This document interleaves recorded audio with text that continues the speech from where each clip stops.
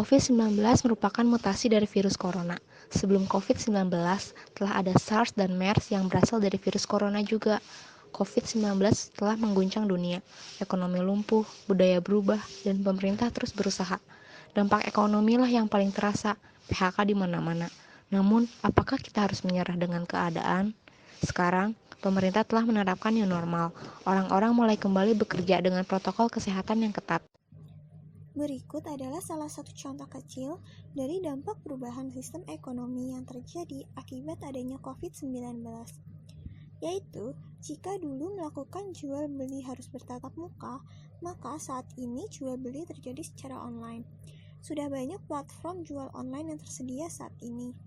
Bahkan, perkembangan teknologi informasi membuat silaturahmi bisa dilakukan melalui telepon genggam atau gadget, yaitu melalui video call atau video conference.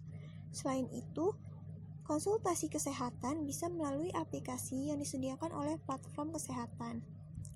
Tidak hanya itu, mungkin setelah pandemi COVID-19 ini berakhir, masyarakat akan tetap menghindari keramaian atau tetap mengisolasikan diri, menghindari dari perkumpulan yang melibatkan banyak orang, dan tetap melaksanakan physical distancing atau memberi jarak di tempat bekerja atau di lingkungan sekitar. New normal yang ditempuh pemerintah untuk menyelamatkan kondisi perekonomian negara serta menekan risiko PHK karyawan oleh pelaku industri. Opsi new normal yang kemungkinan besar akan dipilih pemerintah Republik Indonesia diprediksi dapat menyelamatkan kondisi perekonomian nasional. Selama masa pandemi COVID-19, pertumbuhan ekonomi Indonesia tercatat anjlok. Meskipun pada kuartal 1 2020, pertumbuhan ekonomi masih positif di level 2,97%. Pemerintah menargetkan pertumbuhan ekonomi Indonesia bisa tetap positif pada kuartal 2 dan kuartal 3 2020, di ambang 2,3% hingga 2,5%. Penerapan new normal diharapkan dapat menyokong pertumbuhan ekonomi tersebut. Dengan beroperasinya sektor industri, perekonomian dapat bergerak kembali dan mengatrol pertumbuhan ekonomi. Pemerintah juga tetap mendorong agar proyeksi strategis nasional atau PSN dapat tetap berjalan. Sejumlah PSN dengan nilai lebih dari 1.400 triliun diproyeksi dapat membuka 3,5 juta hingga 4 juta lapangan pekerjaan sepanjang 4-5 tahun ke depan. Melalui new normal, pemerintah dan masyarakat bersinergi untuk mengembalikan kondisi perekonomian dan sosial masyarakat. Namun, di sisi lain semua pihak diharapkan tetap berupaya menghentikan penyebaran virus corona.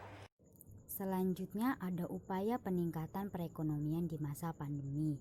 Yang pertama, kita dapat membantu pemerintah dalam penerapan kebijakan yang dijalankan, yaitu menaati peraturan yang ditentukan dengan tetap membatasi interaksi sosial, atau kita selalu menerapkan protokol kesehatan yang ada. Hal ini dapat membantu penurunan penularan virus corona yang telah terjadi, sehingga biaya yang digunakan untuk menyediakan sarana dan prasarana untuk pengobatan serta pencegahan penularan virus corona yang menggunakan anggaran biaya tidak mengalami defisit yang berkepanjangan, sehingga sejalan dengan adanya pendapatan APBN. Upaya untuk menjaga daya beli masyarakat.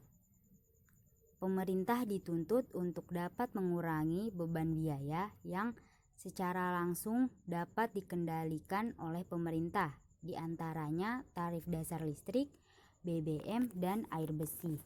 Penurunan tarif listrik dan BBM tidak akan terlalu membebani keuangan BUMN dan BUMD, mengingat harga minyak mentah yang turun ke kisaran $20 per barel.